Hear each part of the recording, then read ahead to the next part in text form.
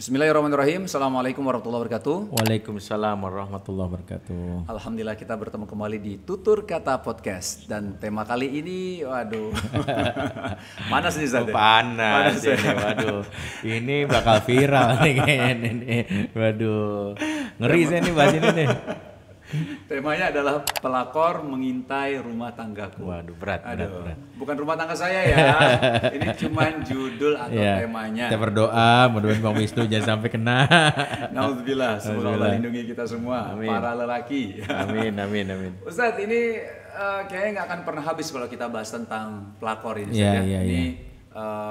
Apalagi waktu ketika satu film mengangkat tentang tentang ini, betul. Itu jadi viral banget sampai kadang-kadang ada beberapa suami itu gampang dicurigai, gitu ya. Kamu kenapa ini? Kamu kenapa itu ini apa? Kamu kenapa sih? Aku habis nonton film ini, gitu.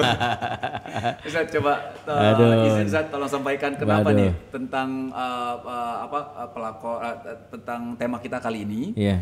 Terus ya pasti ada ininya lah Ustaz ya, bagaimana kita menghadapi situasi ketika memang benar-benar terjadi misalnya. Nauzubillah. Betul. Silakan. Makanya kalau pelakor kan bahasa di Indonesia. Kalau di Inggris kan falakor. Makanya falak kan menyeramkan. Tukang falak. Falak tapi falak. Iya, falak kan falak itu salah satu jenis setan yang di luar itu lagi populer. Kita bicara tentang bahwa Rasulullah sudah mengisyaratkan akan ada beberapa situasi termasuk dosa-dosa besar yang harus diwaspadai, terutama apa yang Rasulullah sebutkan sebagai takhbib. Takhbib itu kan kata Rasulullah laisa minna man khabbaba imra'atan min zawjiha. Bukanlah golonganku seseorang yang merebut istri orang lain dan itu bukan bagian dari golonganku kata Rasulullah. Sehingga para ulama Imam Adz-Dzahabi dalam kitab Al-Kabair ini menyimpulkan ini dosa besar sebenarnya. Cuma menariknya adalah saya pelajari itu tentang hadis-hadis tentang suami istri yang dirusak. Di situ disimpulkan lebih banyak justru terminologi yang dalam khasanah fikih itu bukan pelakor yang muncul tapi pebinor. Perebut bini orang. Kenapa? Karena sebenarnya yang berpeluang merebut itu sebenarnya adalah laki-laki bukan perempuan. Karena laki-laki punya otoritas kan, betul. Bisa otoritas mempengaruhi orang lain ya untuk supaya nanti istrinya itu jadi milik saya. Kamu ngapain sih sama dia? Dia sama saya. Kamu tahu gajinya dia nggak seberapa. Itu kan pebinor sebenarnya. Betul. Menariknya fenomena pelakor sekarang muncul yang sebenarnya walaupun hadisnya lebih banyak tentang pelakor, maka di sini kita dapat beberapa isyarat. Satu, fenomena pelakor menunjukkan betapa sebenarnya bisa jadi perempuan sekarang bisa jadi keluar dari fitrahnya yang cenderung pemalu. Karena zaman dulu bisa jadi tidak ada yang disebut pelakor. Kenapa? Karena perempuan menjaga dirinya, kehormatannya gitu. Itu bisa jadi ciri pertama karena hilangkan rasa malu. Yang kedua adalah lemahnya laki-laki. Karena sebenarnya laki-laki itu kalau dia kuat dia bisa dari sejak awal sudah memproteksi dirinya. Dia tahu bahwa ini akan merusak rumah tangganya. Tapi karena dia dalam hal ini, mohon maaf mungkin dia tidak bisa menahan hasratnya, dia tahu bahwa dia butuh yang namanya perhatian lebih, dia merasa bahwa si cewek ini memberikan sesuatu yang gak diberikan istrinya, maka dia memberikan itu dan akhirnya dia terjebak di dalam perlakuan yang membuat akhirnya dia jatuh. Itu saking lemahnya laki-laki dalam hal ini. Jadi sejatinya pelakor itu sendiri hadir di balik kelemahan laki-laki. Makanya dalam fenomena melihat pelakor juga harus melihat bahwa siapapun menonton tayangan ini harus memproteksi dirinya bahwa satu, Rasulullah sudah katakan bahwa fitnah paling berat laki-laki itu ada fitnah perempuan. Ma taraktu ba'di fitnatan adoro ala rijali minan nisa. Tidaklah aku tinggalkan fitnah yang berat bagi laki-laki yaitu fitnah perempuan. Dengan kata lain gini, jangan main-main deh dalam urusan yang akan merusak rumah tangga kita.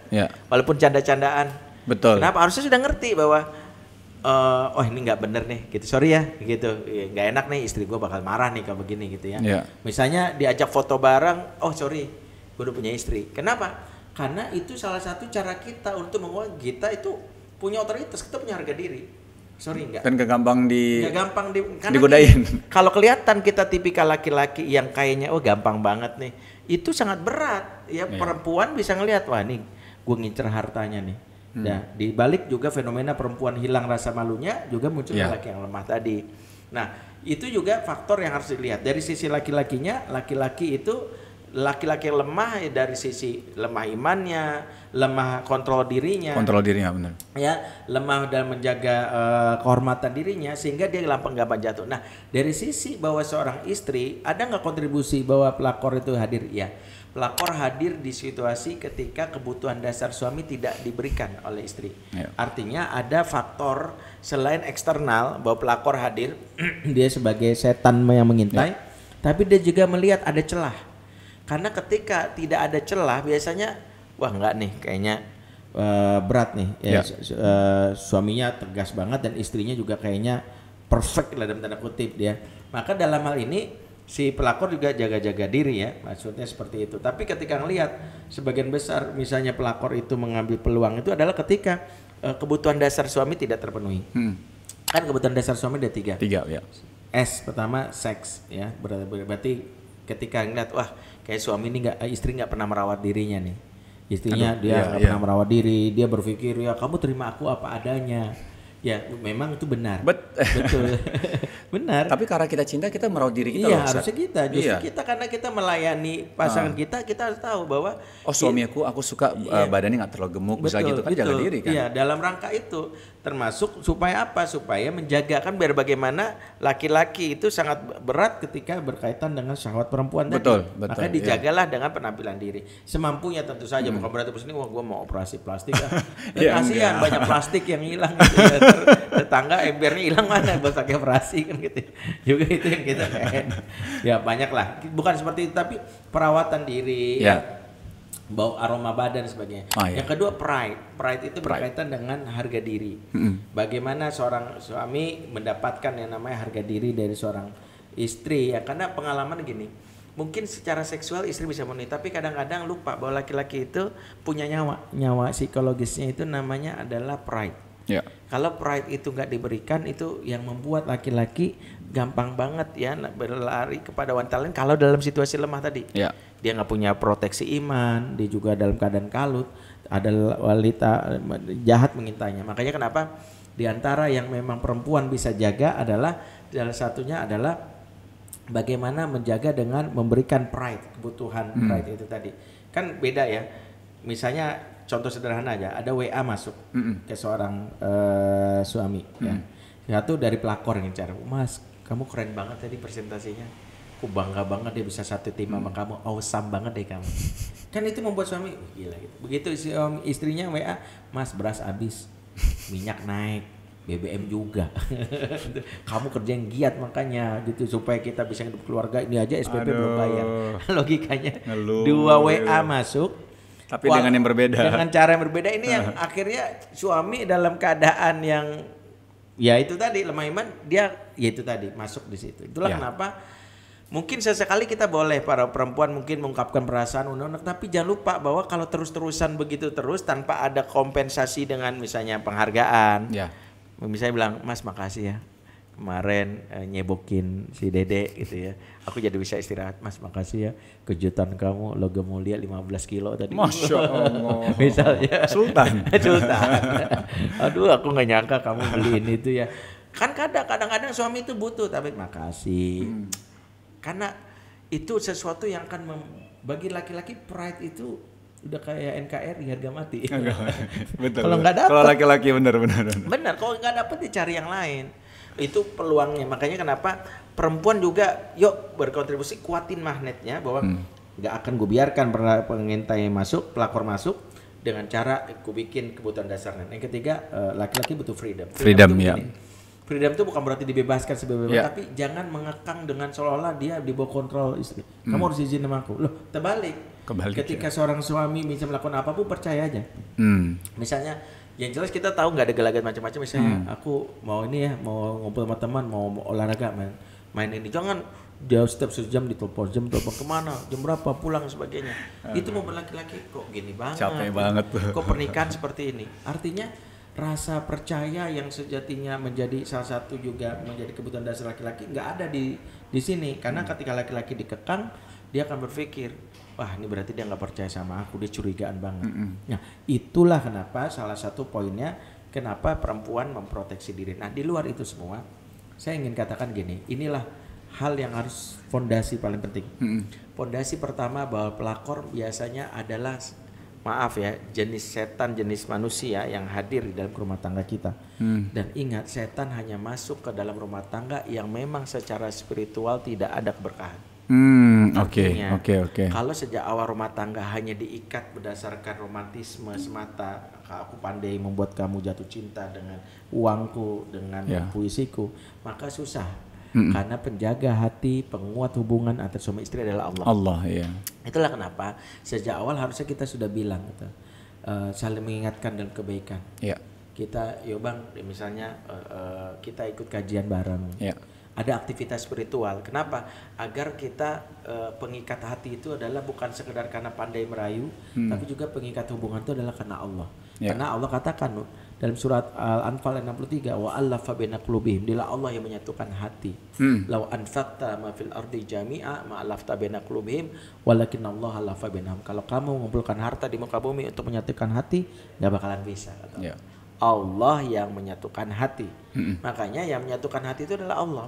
Sehingga seberapa kuat sih seorang istri atau menjaga suaminya dengan penampilan apapun, kalau ternyata suaminya dalam hal ini ya dalam hal ini tidak dijaga oleh Allah karena mungkin rumah tangga itu jauh dari keberkahan, susah deh. Makanya dari awal tuh kita juga jangan sok dia bilang gua mah nggak bakal digoda pelakor, juga itu jumawa. Itu juga nggak boleh. Nggak boleh. Kita nggak boleh. Kita selalu berlindung dari hal-hal yang kita membuat rumah tangga itu rusak. Kita malah selalu berdoa agar kita memang dijauhkan Allah dari godaan-godaan ya Ustaz ya. Yeah. Itu kan salah satu nikmat yang Allah berikan sebenarnya. Betul. Jangan sampai malah nantang. Enggak lah, gue lelaki setia, siapapun godain gue, wah yang kayak gini. Bahaya justru itu. Mengundang gitu. Yeah. Artinya saya bilang, Ustadz kan bicara masalah rumah tangga, Ustadz sendiri gimana? Saya sendiri karena sadar itu, saya juga menjaga misalnya.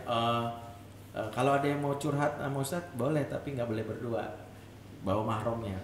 Dan kalau mau via WA juga ada adabnya. Jadi saya misalnya nggak pernah, karena kalau tanya kenapa sih Ustadz nggak pernah mau ngangkat telepon saya untuk apa? Karena saya paling bahaya menerima suara perempuan lagi berkeluh kesah. Itu bisa merusak. Ya, saya bilang jangan seorang wanita dalam keadaan menangis bercurhat kepada lelaki bukan mahramnya. Karena itu peluang juga untuk merusak hati manusia. Itulah kenapa saya bilang saya nggak terima. Bukan karena justru saya hebat, justru karena saya tahu bahwa saya lemahnya kita lemah laki-laki. Bandingan saya bilang kalau mau curhat nangis sama perempuan. Saya punya istri, saya bilang istri saya konselor juga. Silakan hubungi istri saya. Kalau mas saya cukup WA tulisan saja. Nggak usah pakai voice note, saya jawab nanti semampunya. Seperti itu. Jadi sebenarnya kita nih para laki-laki juga harus punya kesadaran. Wah ini kayaknya bahaya nih. Karena gini ya, pastinya seorang laki-laki hasrat terhadap lawan jenis itu nggak akan pernah puas.